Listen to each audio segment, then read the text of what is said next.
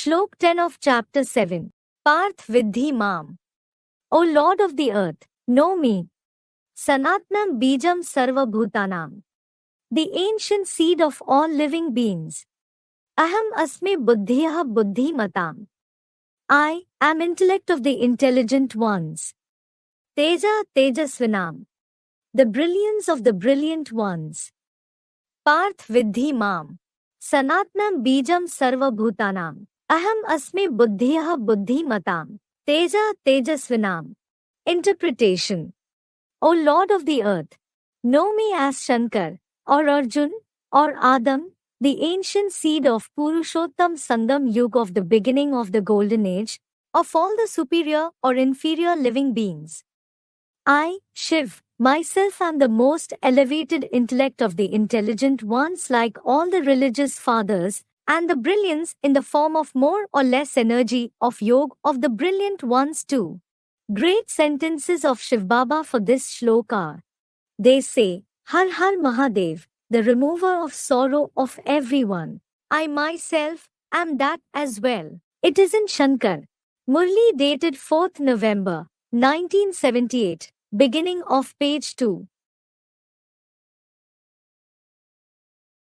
सारे मनुष्य शक्ति का बीज वो मनुष्य होगा या सिर्फ ज्योतिबिंदु होगा? Will a human being or only the point of light be the seed of the entire human world? है? अरे आम का बीज आम होगा. अरे the seed of a mango will be a mango.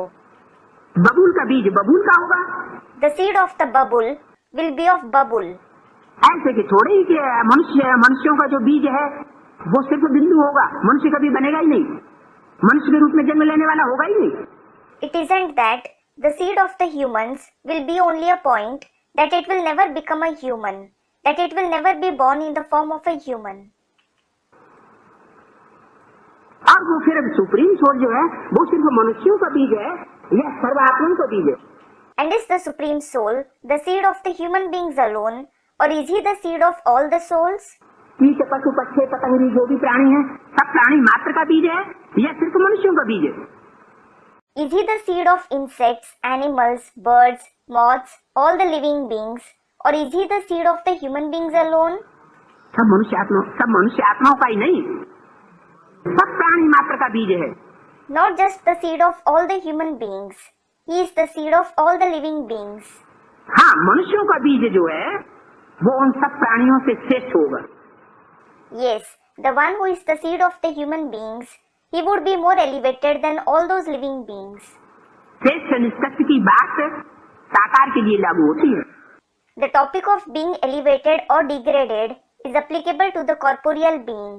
श्रेष्ठ से श्रेष्ठ और नीच से नीच, ऊंच से ऊंच ये परम धाम में नहीं आंका जाता.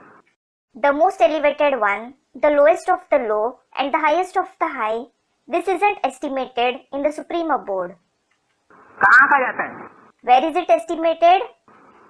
ऊंच नीच की बात कहाँ पैदा होती है? परम धाम में, किस आकार सृष्टि में? Where does the topic of someone being high or low arise? Is it in the supreme abode or in the corporeal world? साकार सृष्टि की बात है. It is about the corporeal world. अब तुम बच्चों को ये बातें शिव बाबा ही पढ़ाते हैं. Now, Shiv Baba himself teaches all these concepts to you children. वो है ज्ञान का सागर. He is the ocean of knowledge. सारी मनुष्य सृष्टि का बीज रूप बनकर आता है. He comes as the seed form of the entire human world. क्योंकि मनुष्य सृष्टि के बीज में ही प्रवेश करता है. Because he enters only the seed of the human world. उस मनुष्य सृष्टि के बीज को, आदि पिता को सभी धर्म के लोग मानते हैं. People of all the religions accept that seed of the human world, Adi Pita, that is the first father. Christian लोग उसे एडम कहते हैं. The Christians call him Adam. मुसलमान लोग उसे आदम कहते हैं. The Muslims call him Adam. जैनी लोग उसे आदिनाथ कहते हैं. The Jains call him Adinath. और हिंदुओं में वो आदिदेव के नाम से प्रसिद्ध है. and he is famous as Adidev among the Hindus.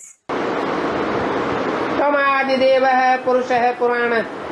Tvamadidevaha Purushah Puranaha, meaning you are the first deity and the first man. वही शंकर मनुष्य सृष्टि का बीज रूप है. That Shankar himself is the seed form of the human world. जिसका कोई बाप नहीं, He doesn't have any father. वो सारी मनुष्य सृष्टि का बाप है. He is the father of the entire human world.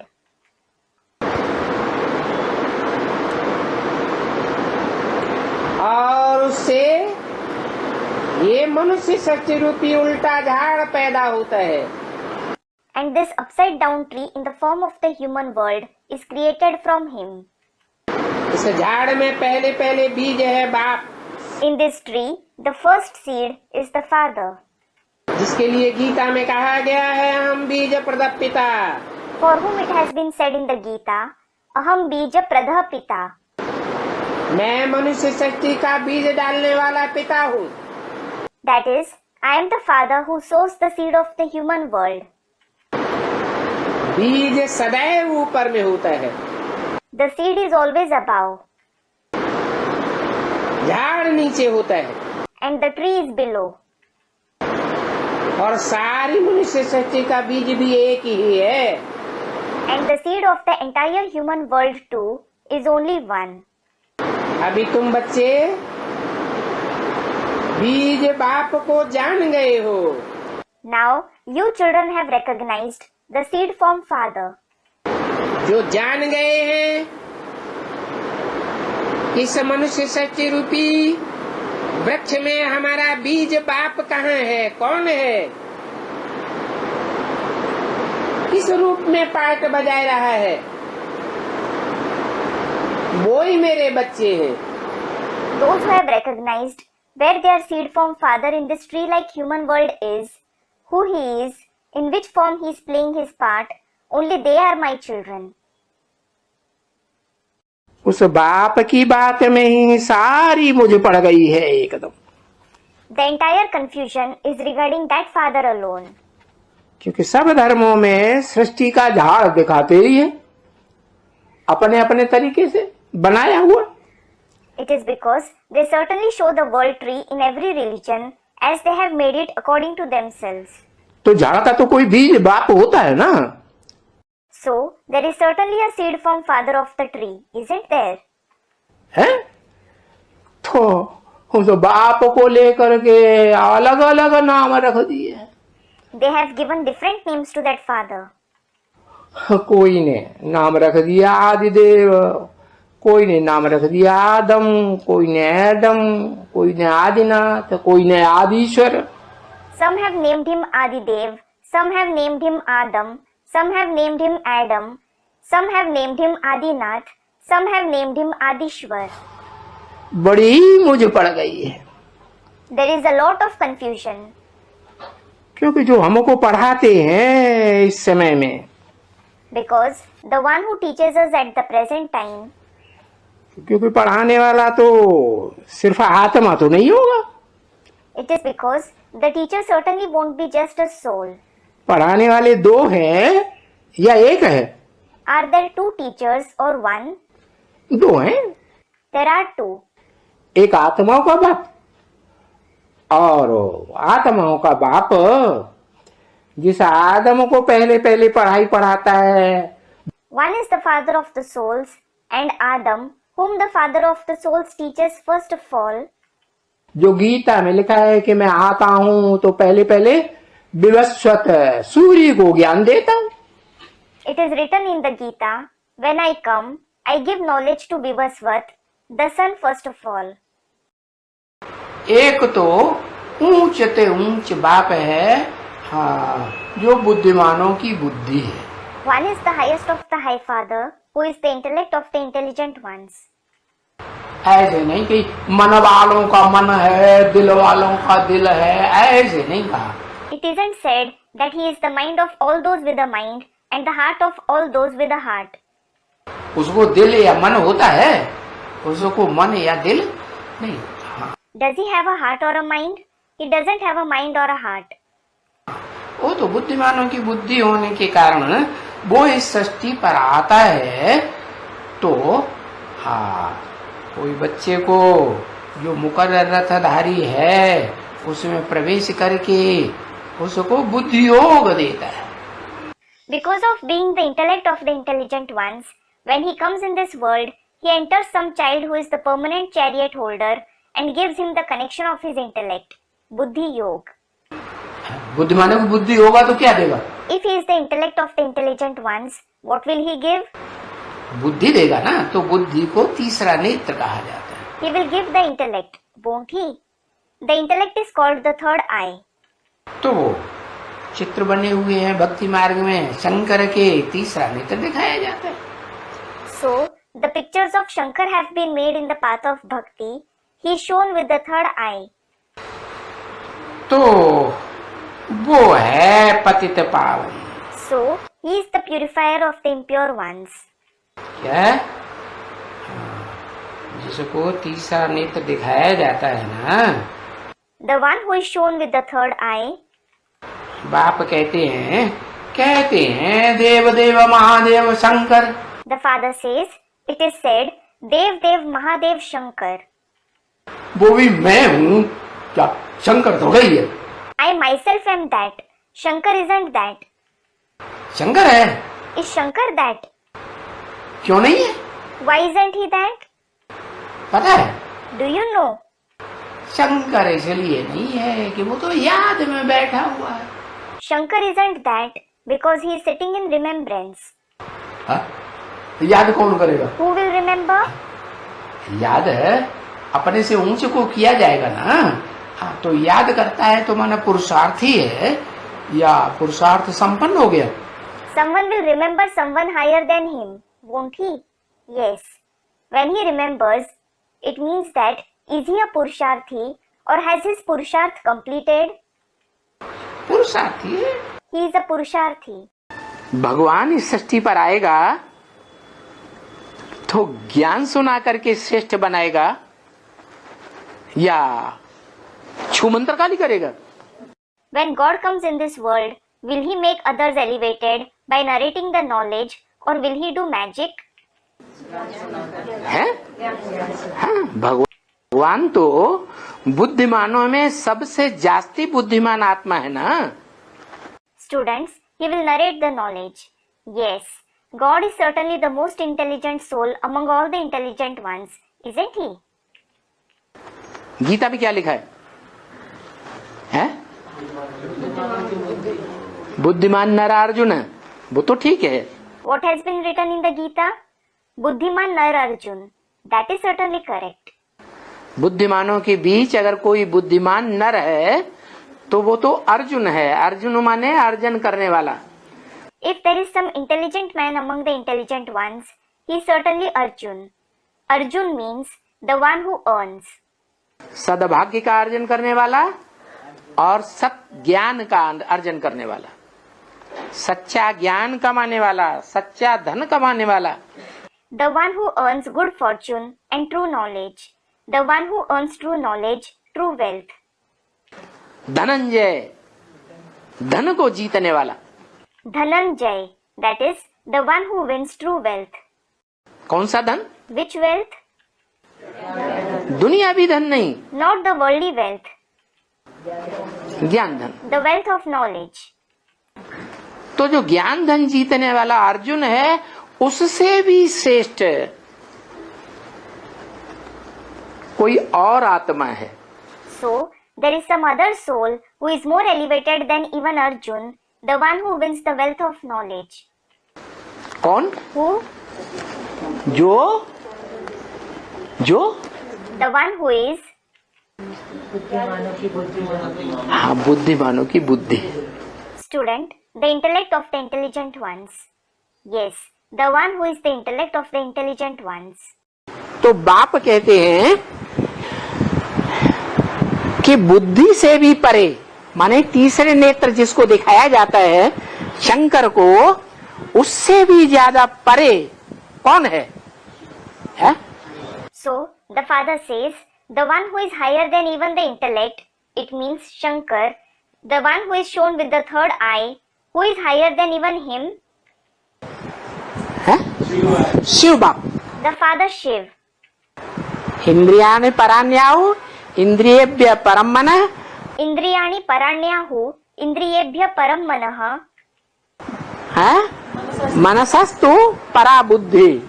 Manasastu para buddhi.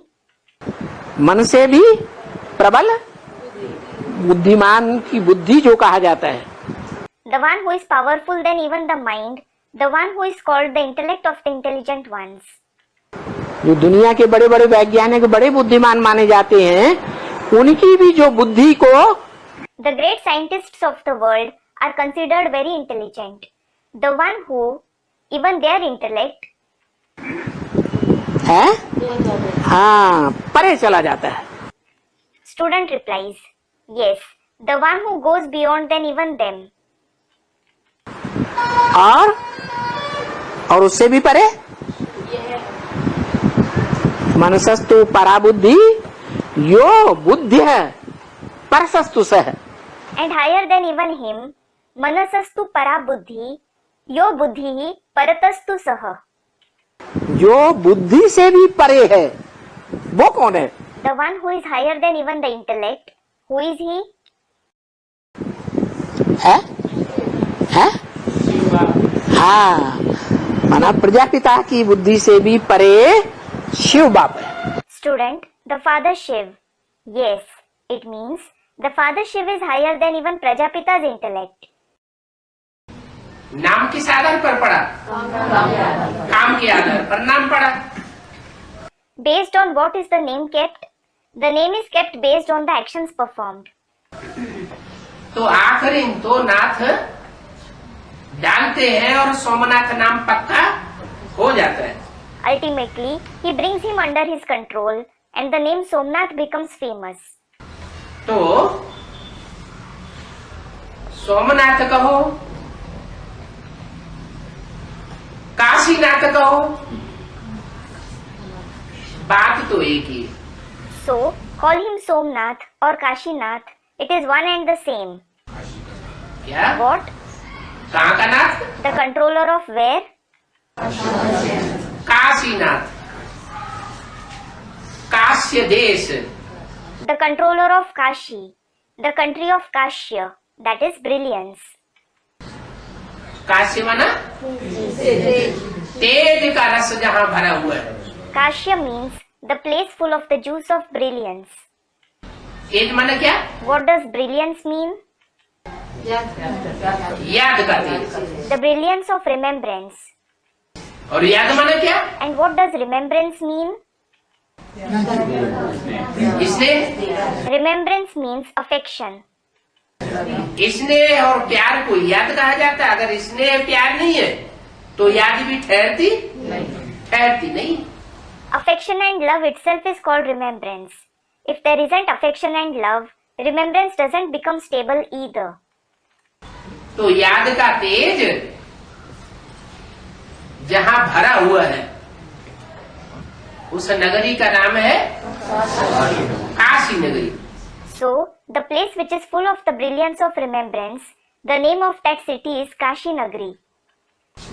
और उस काशी नगरी को भी कंट्रोल किया। And he controlled even that Kashi Nagari. तो नाम पड़ गया Kashinath. So, he has been named Kashinath. तो देखो तुम बच्चों को कितनी ताकत देते हैं। So look, he gives so much power to you children. कि मुझे याद करते जाओ। He says, keep remembering me. मुझे याद करते जाएंगे When you keep remembering me, तो जो याद की पावर कहो, योग की ऊर्जा कहो, call it the power of remembrance or the energy of yoga. तो उस योग ऊर्जा से भरने से तुम्हारे वाइब्रेशन से ये विश्व में शांति होती जाएगी। When the energy of yoga increases, there will gradually be peace in the world through your vibrations.